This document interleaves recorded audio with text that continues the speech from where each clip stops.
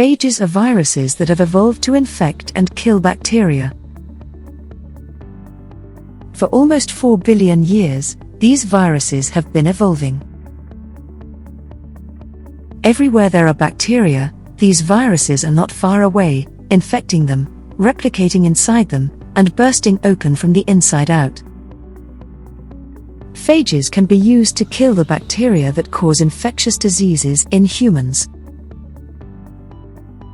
Amazingly, they were first used to treat bacterial infections over 100 years ago, in 1919, almost 2 decades before the world's first antibiotic drug, penicillin, was widely available.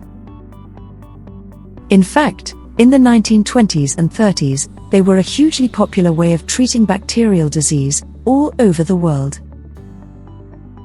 But this was before the strict regulations and clinical trials that we have now for proving that medical formulas are safe and effective. Scientists also didn't understand these viruses very well. If you got the right phage for infecting the bacteria causing the disease, the results could be spectacular. But if you used the wrong phage, they were completely useless. With such inconsistent results, phages got a bad reputation. When antibiotic drugs came along, doctors in most countries found them far more consistent and convenient. Over the course of the 20th century, much of the world abandoned the idea of using phages, and then virtually forgot all about it. But as we've become increasingly dependent on chemical antibiotics, bacteria have developed resistance to these drugs.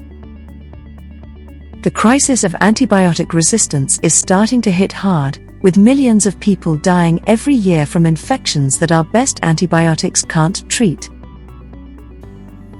If we don't adopt new approaches, we face a return to the time before antibiotics, when even minor ailments, like food poisoning or surgical wounds, could cause life-threatening complications.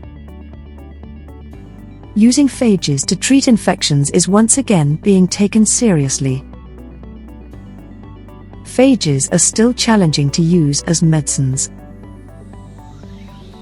We're talking about things that self-replicate and evolve inside the body.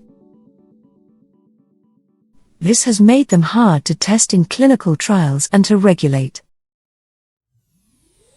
There's also the problem of having to find the right phage for every patient's particular infection. This is not an off-the-shelf solution.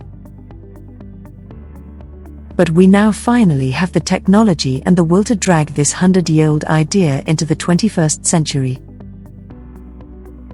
For further details, read The Good Virus by Tom Ireland. And don't forget to subscribe and hit the bell icon for more exciting science in few minutes. Thank you.